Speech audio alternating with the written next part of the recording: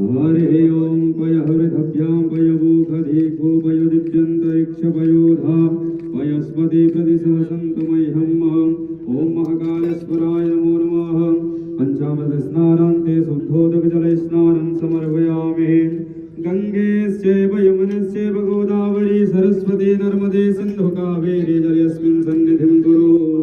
महाकालेश्वराय नमो नमः। महामृत्युञ्जयाय नमः। ओम डिंग डिंग डिंग गडमरो बाणो सदा यशवे फुं फुं फुं कत सर्पजाल हृदयं घं घं च घंटारवं वं वं वं कत बं बं बहनं कारुण्य पुण्यात्परं भं भं भं कत